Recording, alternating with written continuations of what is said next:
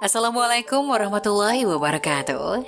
Halo pemirsa cerita inspiratif dimanapun Anda berada. Salam sejahtera untuk kita semuanya. Semoga kita semua dalam keadaan sehat dan tetap dalam lindungannya. Kembali lagi dengan kami di channel Cerita Inspiratif, di mana kita akan berbagi kisah-kisah inspiratif penuh makna untuk Anda simak.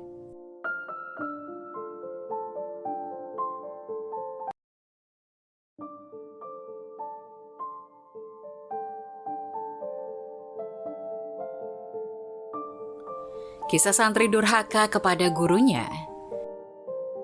Kisah di kota Tarim ada seorang murid yang sangat cerdas dan pintar, tapi durhaka kepada gurunya. Dikisahkan dalam sebuah kisah yang penuh hikmah belasan tahun lalu, ada seorang santri yang sedang nyantri di Rubat Tarim dan diasuh langsung oleh Habib Abdullah Asyatiri. Dia santri dikenal sangat alim, cerdas, dan pintar, hingga mampu menghafal kitab Tuhfatul Muhtaj 4 jilid. Siapa yang tak kenal dia? Santri yang sangat cerdas dan pintar. Semua tahu bahwa ia sangat cerdas dan pandai, bahkan diprediksi oleh banyak orang sebagai calon ulama besar atau seorang ilmuwan termasyur. Suatu hari, di saat Habib Abdullah mengisi pengajian rutin santri, tiba-tiba saja sang Habib bertanya kepada santri yang lainnya tentang kemanakah santri yang sangat terkenal pandai dan cerdas itu. Kemana si Fulan?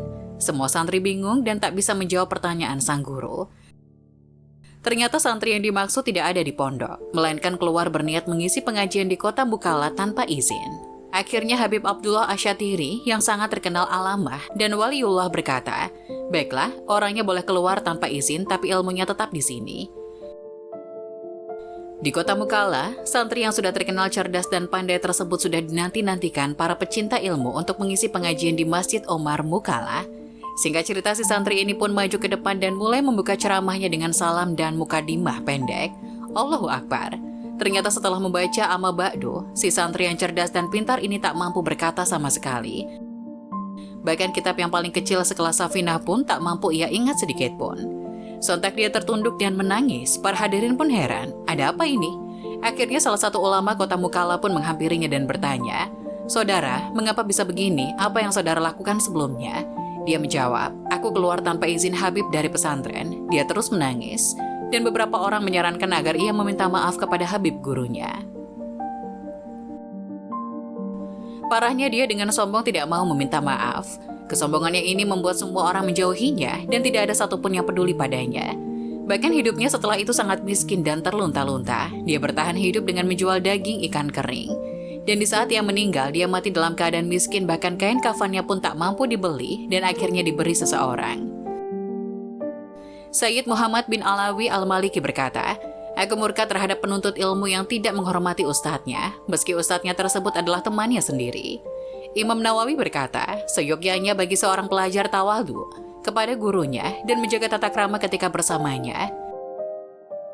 Meskipun gurunya tersebut lebih muda, tidak begitu terkenal, nasabnya lebih rendah, dan mungkin kesolehannya kalah dengan muridnya, dengan tawadu, niscaya ilmu akan ia dapatkan. Dosa durhaka kepada kedua orang tua bisa dihapus dengan bertaubat, sedangkan dosa durhaka kepada guru sedikit pun tidak akan bisa dihapus. Al-Habib Abdullah bin Alawi Al-Haddad berkata, yang paling berbahaya bagi seorang murid adalah berubahnya hati guru kepada muridnya, dari yang semula ridho menjadi murka. Andai saja semua guru dari timur dan barat berkumpul untuk memperbaiki keadaan si murid tersebut, maka mereka tidak akan mampu kecuali gurunya tersebut telah ridho kepadanya. Perkataan-perkataan tadi sebagai bahan renungan bagi kita semua yang notabene masih berstatus murid. Jika kebetulan kita sebagai guru, maka jangan sekali-kali kita berharap untuk dihormati. Semoga kita semua bisa benar-benar berbakti kepada guru-guru kita dan semoga kita mendapatkan ilmu yang berkah dan bermanfaat, baik di dunia maupun di akhirat.